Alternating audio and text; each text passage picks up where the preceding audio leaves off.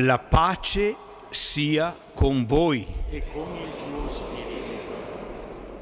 Una bella sorpresa, carissimi fratelli e sorelle, cari pellegrini e pellegrine della diocesi di Vittorio Veneto, potervi incontrare così numerosi in questa celebrazione eucaristica all'interno del cammino della Tredicina. Ecco, i vostri sacerdoti ci hanno detto che il vostro numero ha raggiunto addirittura i tempi del pre-Covid e questo è un buon segnale, siamo contenti di poter accogliervi a rinsaldare questo bel legame con Sant'Antonio. Saluto cordialmente, ringrazio per la sua presenza sempre piena di amicizia il vostro Vescovo Corrado Pizziolo, tutti i sacerdoti che concelebrano in questa Eucaristia.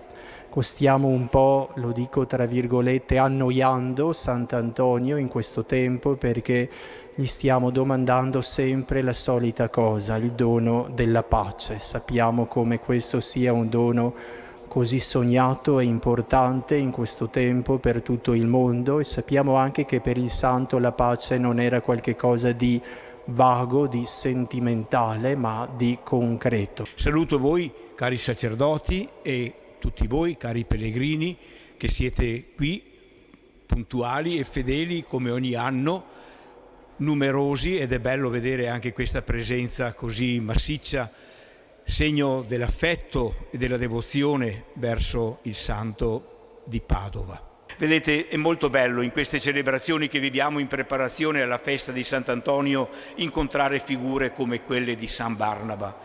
Figura caratterizzata da autentica libertà interiore, povertà, libertà del cuore, da grande e fraterna generosità, da vero slancio missionario, come d'altronde fu lo stesso Antonio. Antonio conosceva bene le scritture e credo che conoscesse bene anche la figura di Barnaba. E lui visse, se ci pensate, in questa stessa direzione, in questo stesso modo.